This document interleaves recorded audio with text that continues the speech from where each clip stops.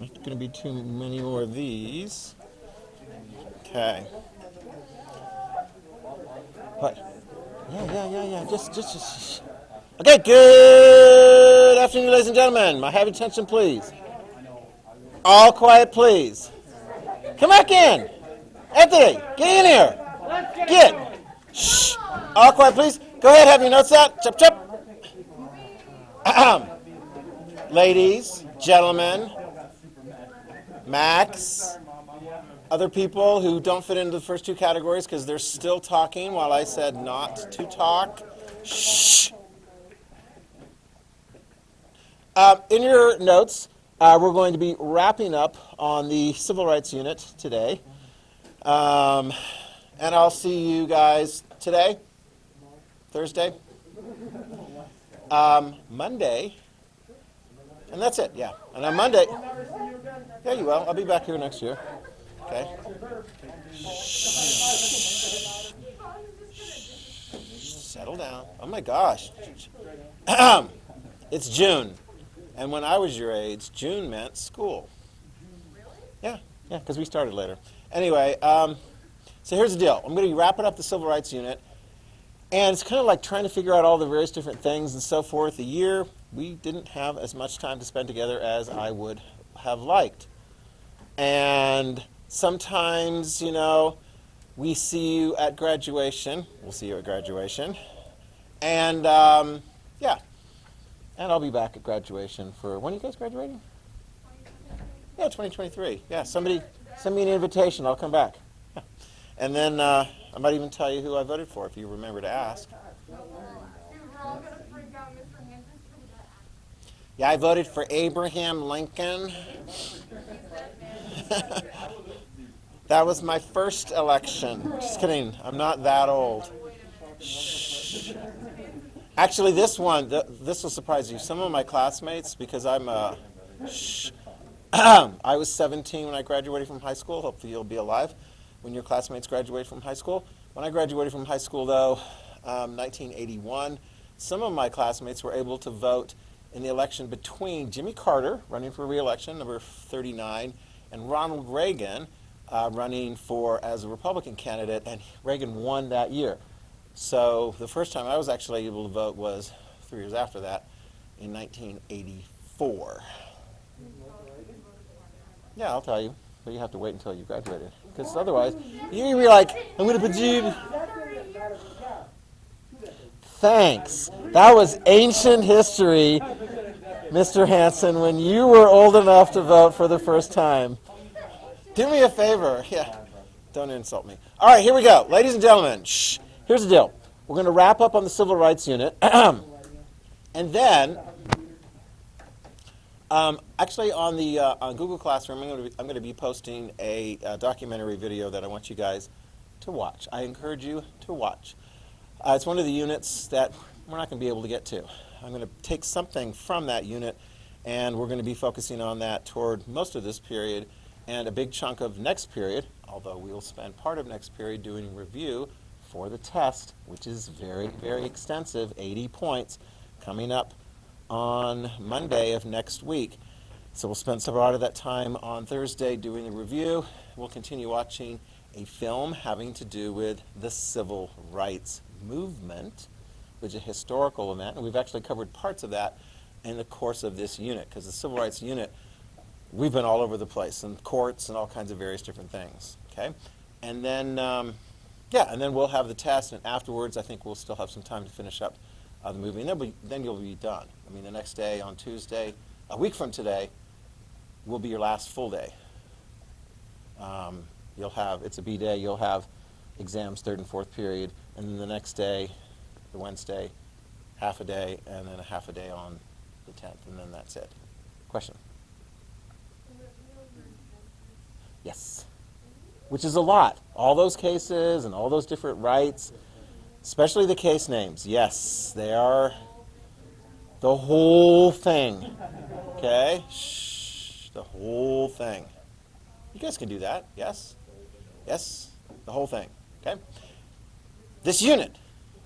Okay? Sometimes people, they ask the question, I still had a junior today going, is this covering like everything we've done this semester? And I had him actually ask one of the classmates in here, and they were able to give a correct answer, which is no, it's just this unit. Is that enough? That's plenty. And you want to be prepared for that. Somebody was asking, 5 points for the We the People, the preamble. Can you do that? Yes. Yes, you can do the We the People. Drake, did your mask break? Drake?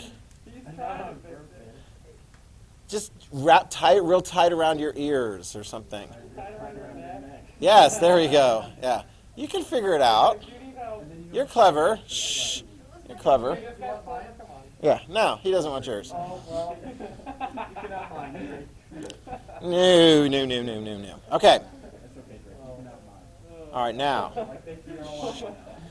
Ladies and gentlemen, something that I will be following with you. Shh. And actually, here's the weird thing. Put this down. You ready? The abortion issue. It looks like there's going to be some important developments on the abortion issue relative to the Supreme Court. And yet, I'm pretty confident that whatever decisions are made on the abortion issue by the Supreme Court, that it is not going to be made until after the end of next year's school year.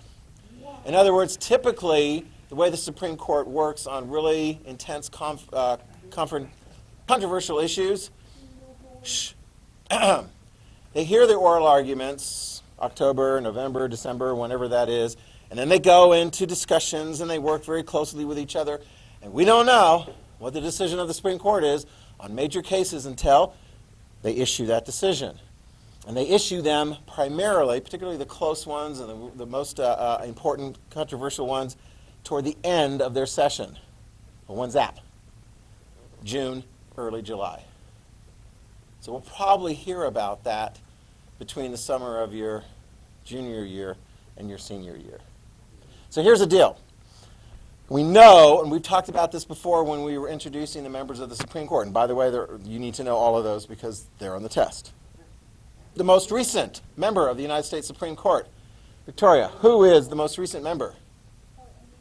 Amy Coney Barrett, appointed by what is now former President Donald Trump. And she's generally considered to be what? Liberal, conservative. But you never know until the cases actually come along. I mean, they try to, both Republican and Democrat presidents try to get a real sense because they don't like surprises. Trust me, Reagan was not happy with the surprise that his first appointment of a female to the United States Supreme Court disagreed with him on the abortion issue. Sandra Day O'Connor disagreed with him. Didn't realize that until he'd already made the appointment. There's a lot of folks that look at this and go, okay, so we got 6 justices appointed by Republican presidents, and they're fairly conservative. Maybe Roberts is a little bit more of a swing justice at this point, but how many, Drake, do you need to decide a Supreme Court case? 5 is right. 5 beats 4. That's the majority, okay? So the question is going to be interesting. Write this down. On this case coming out of Mississippi, and it could be, and this will have an impact because a case coming out of Mississippi having to do with United States constitutional right is relevant to every single state. Just so happens that the law in Mississippi that they had passed, obviously unconstitutional at this moment under Roe v. Wade, because it says to females that want to have an abortion, you can't have an abortion after 15 weeks, for the most part. Okay? So, could the Supreme Court look back at previous decisions they made? Sure. Will they come up with a different standard? Maybe. Is there an expectation that they will? I would argue at least perhaps. Okay? The pro-life folks that have worked really hard to try and get Republicans elected as president are counting on these people to make changes in on the abortion issue relative to the Supreme Court. Okay? And what you heard, and you probably still hear from some, depending on how that decision is made, some folks will go, well, then let's just expand the court. What does it take to expand the number of people on the court? Who's got to go along with that? If you change the law to expand the size of the Supreme Court, and it's been at 9 for, I have to double check here, but I want to say at least about 100 years or so. What does it take? A majority of the House, probably a supermajority, as in at least 60 in the Senate, and then the president to go along with that. I wouldn't be so sure of that necessarily happening. No, not 6-7. That would be a 2/3 to overturn a veto. But to get past a filibuster, you just need 60. Okay? So, and who knows?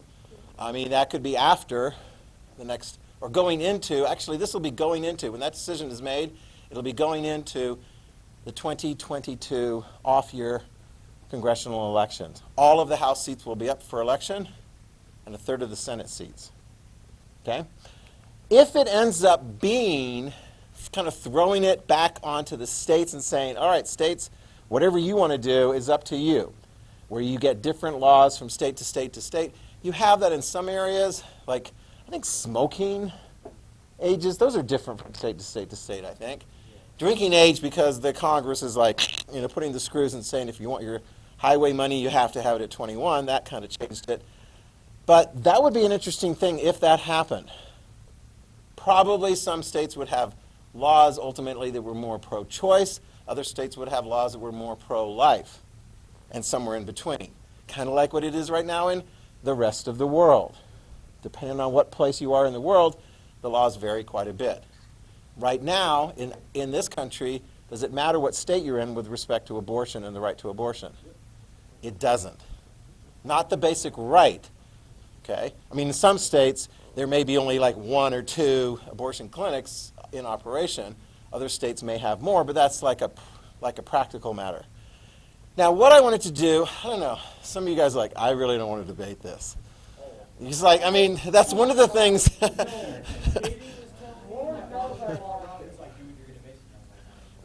I mean, it's interesting because is this a big, huge issue in politics? Yes, it's a big, big issue. And we've already done a poll. Many of you guys have very strong opinions. In fact, raise your hand if you're like, you don't really have that strong of an opinion one way or the other. 1. 2. This is actually, I mean, and usually it's at least half or so. Some people, I just want to get along with everybody. Yeah, well, yeah, if you're not with me, you're against me. How many of you guys curious? Raise your hand if you're like, I'm not really sure where some people are on this issue. Okay, all right, hands down. Some of you guys, how many of you guys have actually had discussions on this outside of class, on this issue? Okay, good, good. What I wanted to accomplish with you, and hopefully we have, is a greater understanding of what the law is, okay, with respect to Roe versus Wade, Casey versus Planned Parenthood, the Stenberg case, Stenberg versus Cartwright, and so forth. A lot of the Roe versus Wade line of cases that come out of the right of privacy. And when did the right of privacy really get going? What was the first case dealing with the right of privacy? Didn't have to do with abortion so much, had to do with? No, the Texas is going to be at the very end of it. Think of married couples and birth control. What was the case and what did it deal with? Griswold. Birth control for married people. Okay? You need to take care of these things, Drake. Oh my gosh. All right. Whoops. Okay, here we go. Shh. Because I want to go through this. Come on, Drake. Come on.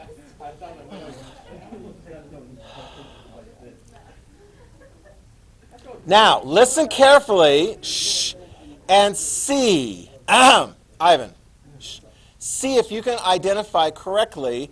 Mr. Hansen has created, and you're not going to hear this used by other people. If you go like, well, logical and practical, and people look at you like, what?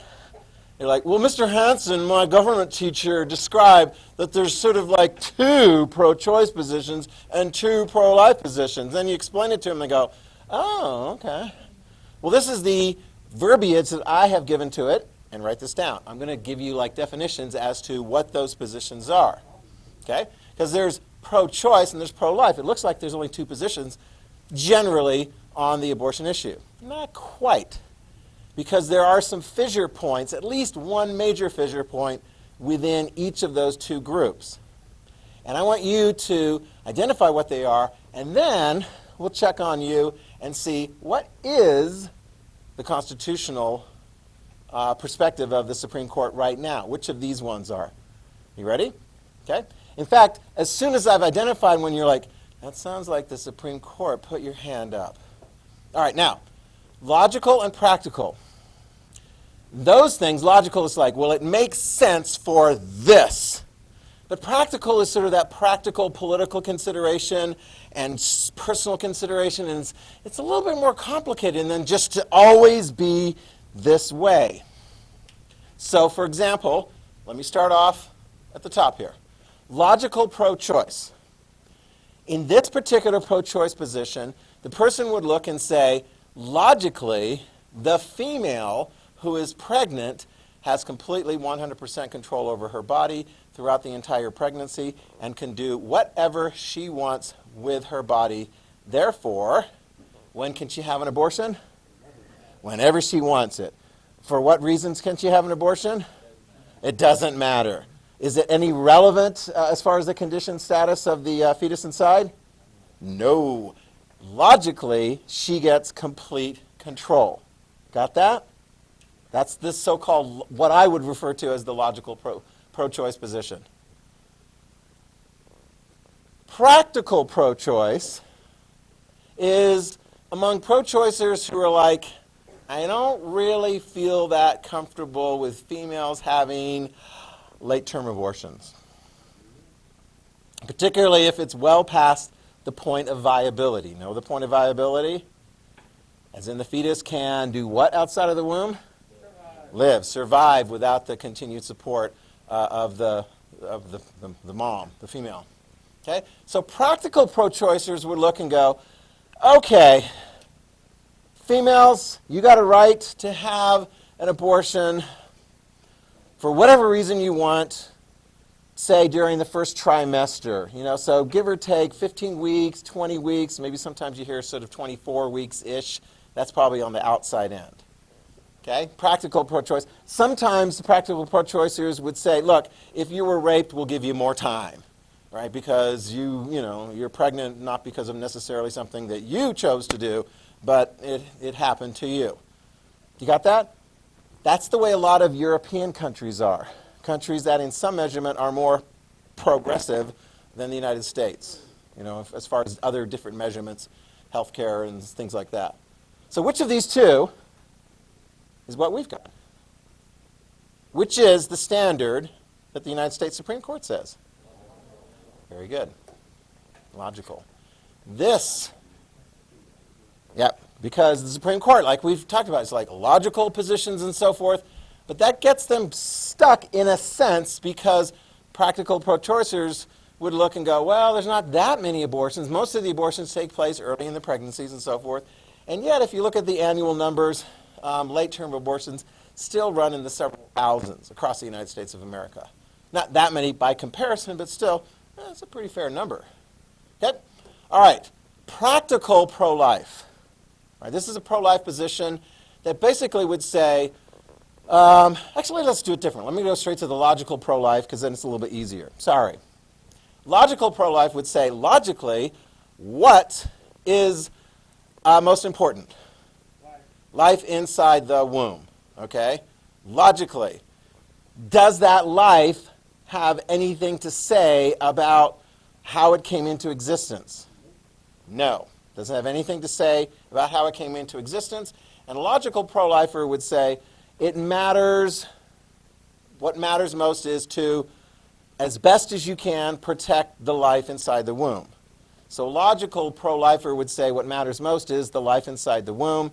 Therefore, no abortions except they would give the option to females whose life was endangered.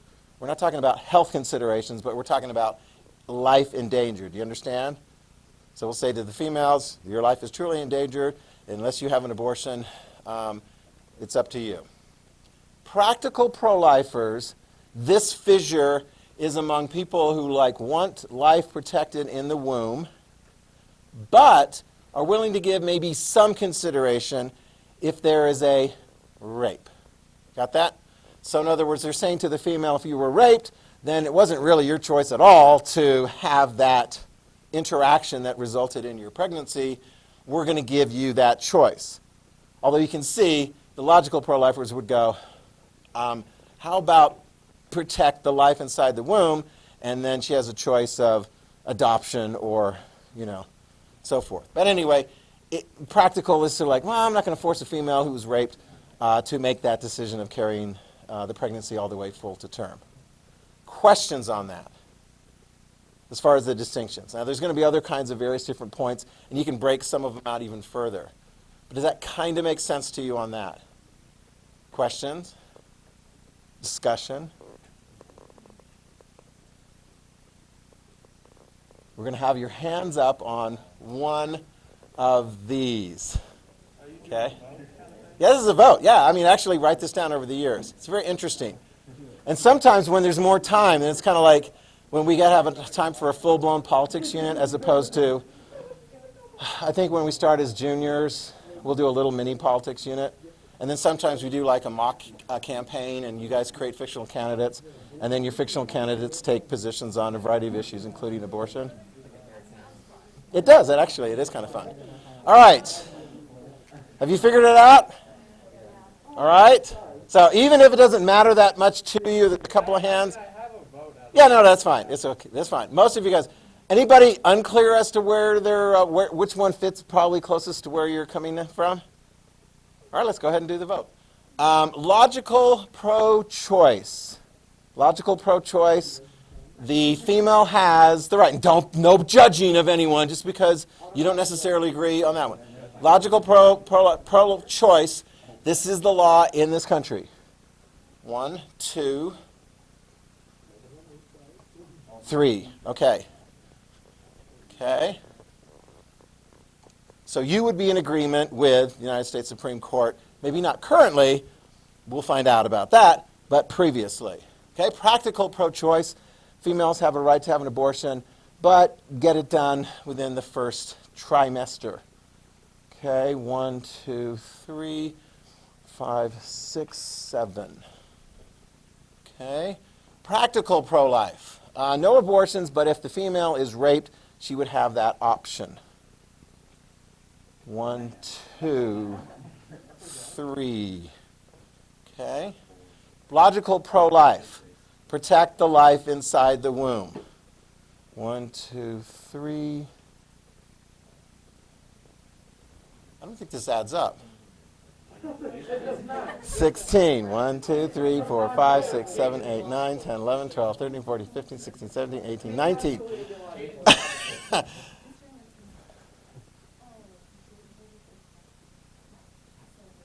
There's 4. Oh, did I not see your hand? Okay.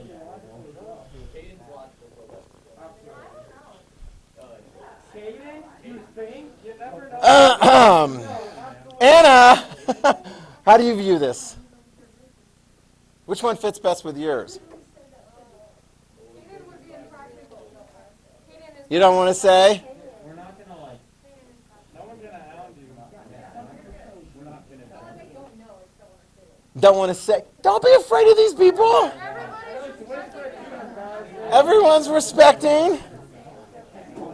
Do you have a position? You don't want to share it with these guys? Do you want to share it with me?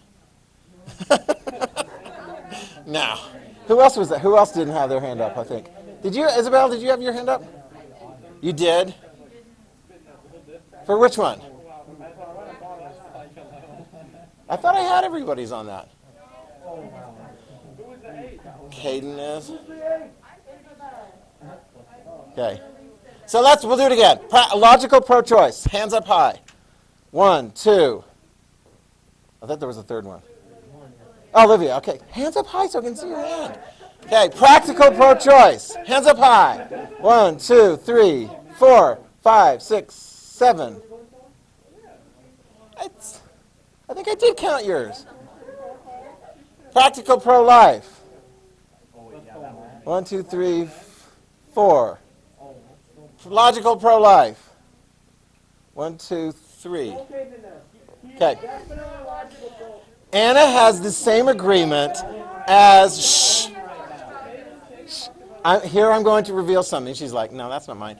When I was in law school, there was this one guy who I was buddies with, And his position was females should have an absolute right to an abortion until the age of 21. Oh, I didn't share this with you, did I? Yeah, what do you think? Not the age of the female, the age of the kid. Because you never know how they're going to turn out. Is that your position? No, that's not your position. And you're like, oh, there's no time in history. I had fun with the other class. There is no time in history when parents had the right arbitrarily to kill their children if they were a bit of a nuisance. And you're like, are you sure about that? Yeah. And in fact, different times, different places in history, parents could like snuff out. Do you know who else had the right to do that? I studied this. In China, once upon a time, teachers could snuff out a child, a pupil, who was a particular annoyance. I'm just looking in this direction. All right. So did we get that? Was that actually 5? I think it was 5. So this is pretty close. Some classes at North Star, it's a little bit more pro-life, sometimes a little bit more pro-choice. I'll be interested to do a comparison of the other class, so we'll do that when the time comes. You don't want to debate it?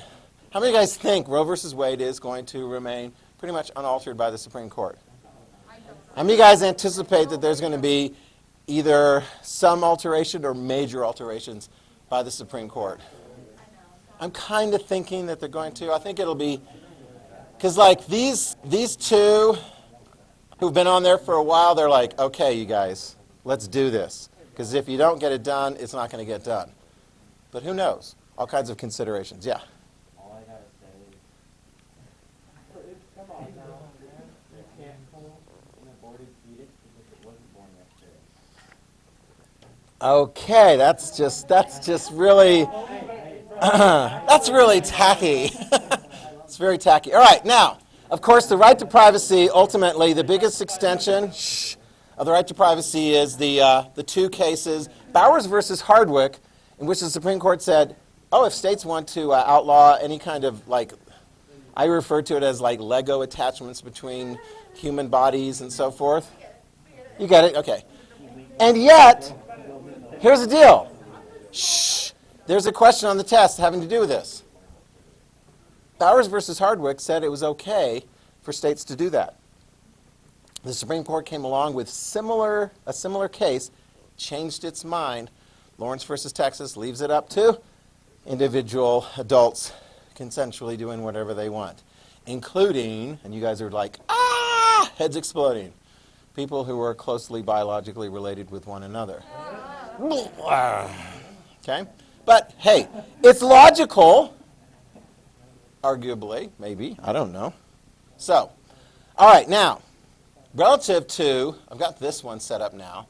I'm going to put up very briefly, if I were to have more time with you guys, this is, I'm going to do a quick introduction, then we're going to get straight into the movie, Selma.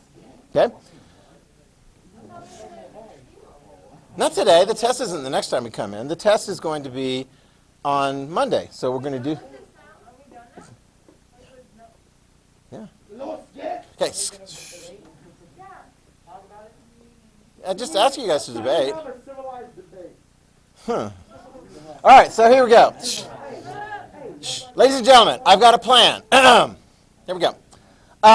If there were to be more time, and this is going to be what I'm going to recommend to you, an IB history unit on the civil rights movement in this country. It's actually a very, very interesting thing.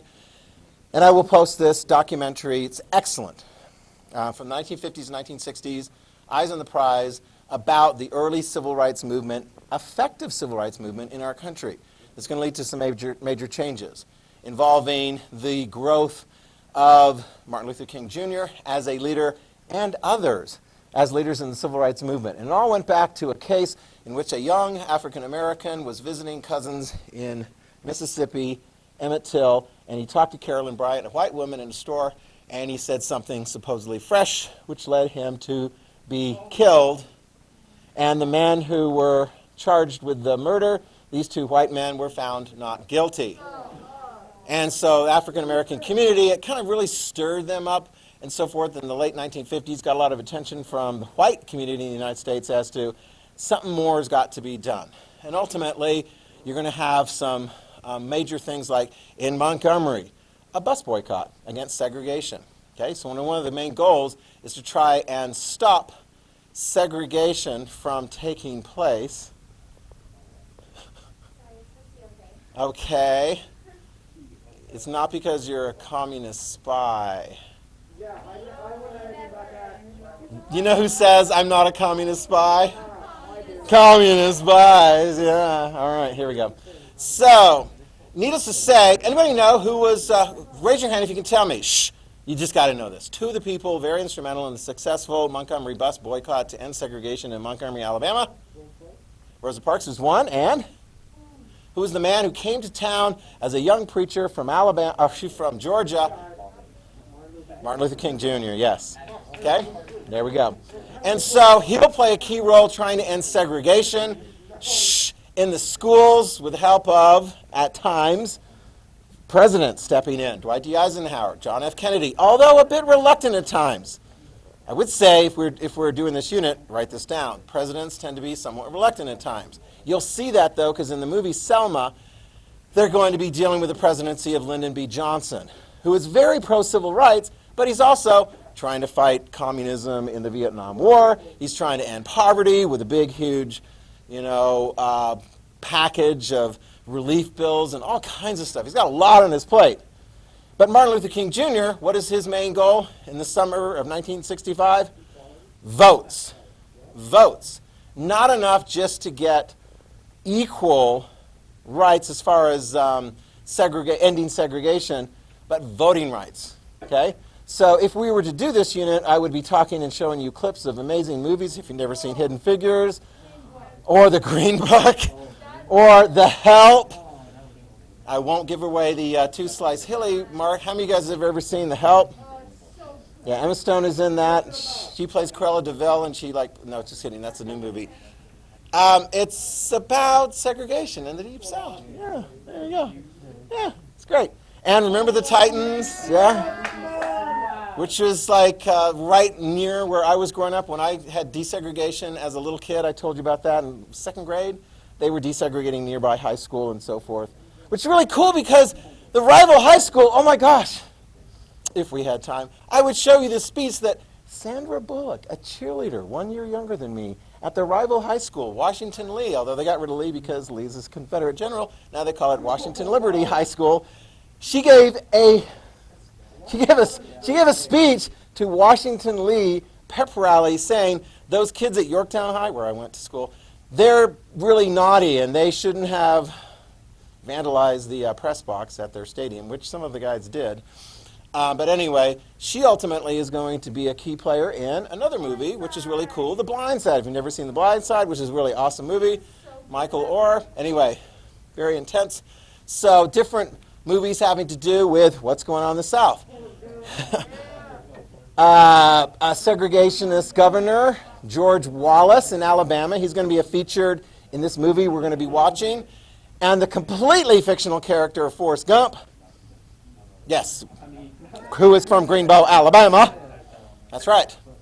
And of course George Wallace ultimately sees the error of his ways. He gets shot running for president and ultimately takes a completely 180 approach. Instead of trying to prevent blacks from going into the schools and so forth, he apologizes to African Americans later in his life and they accept his apology. Yeah, he's paralyzed because he was shot in a parking lot trying to run for president of the United States. Completely 180. It's a really cool story, ultimately, what happened there. Yeah. Yeah, still some issues. Oh, yeah, and we don't have time to do that. Sweet Home Alabama versus Southern Man. Boom! Battle of the Bands. He did? Which one? Neil Young? I'll be darned. And in 1963, I was on the planet. In the summer of 1963, 15 days old, when Martin Luther King gave his speech, I Have a Dream, having accomplished some of the goals in the civil rights movement, getting the Nobel Peace Prize from the world. It's like, woo, way to go. And yet, there were still problems. Who were these 4 girls? These were girls who were attending church at the 15th Street Baptist Church in Birmingham. And some of the KKK guys didn't like the fact that that church was very instrumental in the civil rights movement, planted a bomb, blew up these little girls. Okay? Just telling you that because these guys, it took a while, but ultimately justice prevailed. It took a while. They have all been imprisoned for their role in blowing up those girls and killing 4 of them and blinding another one. And if you go to 16th Street, if you go to there in Alabama, that's one of the things. It's kind of like, after I retire, I want to go to the Deep South and visit some places, but not in the summertime because it's hot in the summertime. But in the fall, spring, I'd like to visit some of these places that I've not seen in my life. And here's one of them. They've got a memorial, really cool sculpture pieces memorializing the girls who were killed. And there's the church in the background in Birmingham, Alabama. No. This is kind of like super massive condensed. Yeah, but it does have context in it, which is why I like to, when we have time, actually do a unit, an extra IB history unit on that. So this was all, oh my gosh, yeah, and that's crazy. Mississippi burning. Woo! Yeah, so they were killing civil rights workers in the Deep South, hiding their bodies, and ultimately found out where these guys were buried, and yeah, some people are going to end up in prison. A little delayed, but eventually, yes. Then, I would say, write this down, but in 1965, here's the deal. The African American movement, the pastors, along with the students, there's going to be different kind of tensions and so forth. There's going to be a younger generation that's going to want to do things a little differently. And then there's some that are a little bit more arguably militant. Martin Luther King Jr. is definitely kind of a turn the cheek the other way. He's going to stand up, but he's not going to throw a punch. Do you understand that? His tactic is to try and win over lots of opinion in the United States of America, and effectively does that with white opinion, which is going to lead him some success. After the situation in Selma, spoilers, they're going to get a change in voting laws. And we've covered that in this unit. Constitutional amendment change and the Voting Rights Act of 1965, in which silly things like literacy tests, forget about that, right? Poll taxes, forget about that.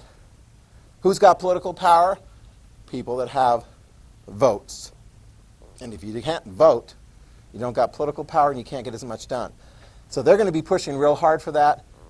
Are they going to get beat up along the way? Do they know they're going to get beat up along the way?